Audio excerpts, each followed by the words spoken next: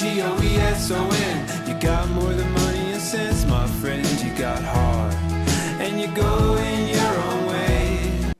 Hello and welcome to my first FPL review preview video in 2016, and it was an inconsequential one because it was such a low point scoring week that I didn't really change positions much at all in the rankings. I only went up a few thousand as a result of being 1 point above the average.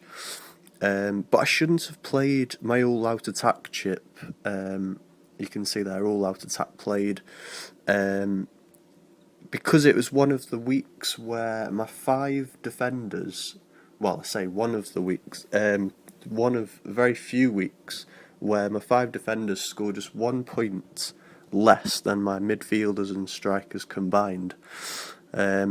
My first impression of the all-out attack chip was that it was unnecessary when it was introduced at the start of the season. 20 game weeks later, and my impression remains unchanged. Playing 2 defenders leaves your team exposed in real life football, and it is little to no benefit in fantasy football either. As you can see, my defenders actually scored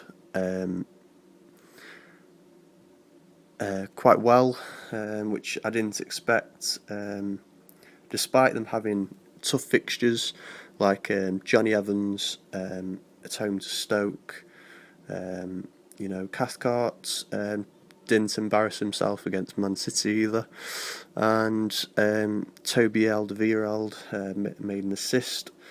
So, and as well as that, Kurt Zouma keeping a clean sheet. FPL is a game of predictions, I think, and it depends on your predictions of football matches as to which players you pick in your team, and my predictions were wrong for game week 20. My prediction was that Stoke would beat West Brom because Stoke are a better football team than West Brom. Thus Johnny Evans would score no more than 2 points, and Everton would score against Spurs, I thought, because Everton always seem to score. Thus Toby Alderweireld would score no more than 2 points. Therefore, with Craig Cathcart also likely to concede at Man City, it seemed reasonable to play just 2 defenders. I'm sure this was feasible and not influenced by some heavy New Year's drinking. I was sure that this would lead to me gaining points, but the opposite happened. And I was right, Johnny Evans did concede, and so did Toby Alderweireld.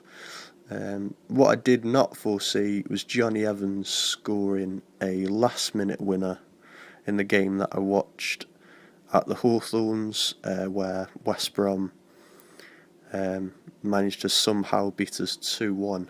And his goal took his tally up from 2 points to 10.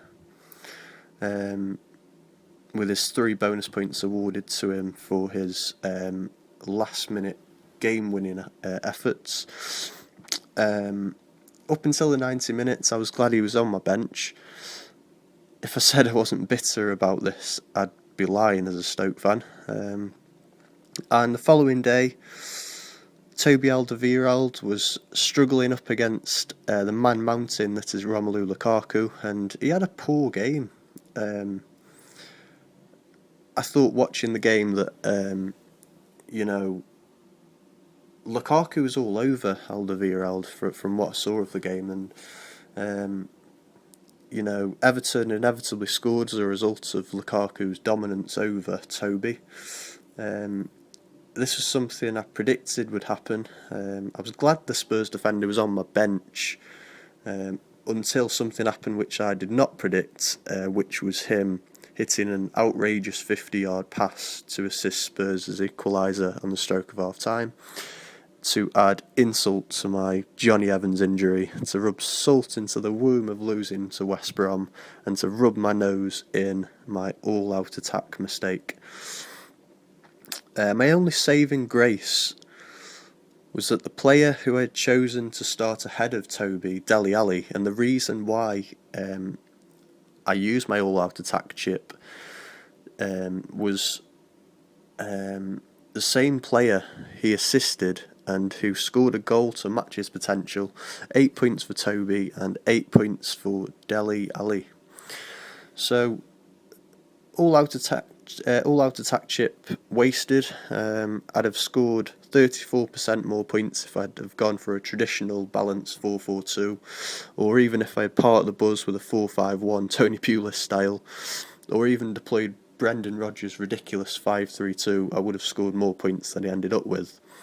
So in conclusion, all-out attack does not work, and it was silly of me to assume my attackers would score higher in a game where attacking players score far more points than defensive players. But that's just the way it goes in FPL.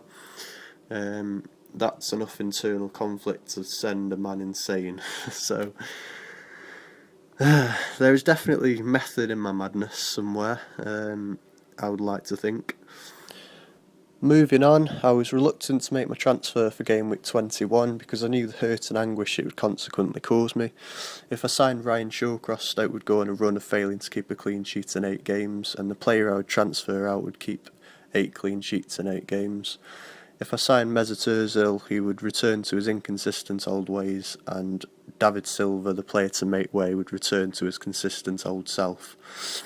And if I sold Olivier Giroud, then he would go on a run of scoring, but I doubt it at the moment. Olivier Giroud has failed to score in 3 games despite being the main striker of a team that's flying high at the top of the league. So I've signed Ighalo for Olivier Giroud, as I think this is a viable option this season. Giroud is not nailed on in the Arsenal lineup, and Alexis Sanchez is back from injury for their trip to Anfield next, which could mean Theo Walcott, the complete centre forward, gets to play in Giroud's position. Meanwhile, Ighalo of Watford is 6.3 million, the second highest scoring striker in FPL, so he's difficult to ignore and incredibly a much better option than the main centre forward from the team at the top of the table, which I never thought would happen, and especially not at this point in the season where we're over halfway through.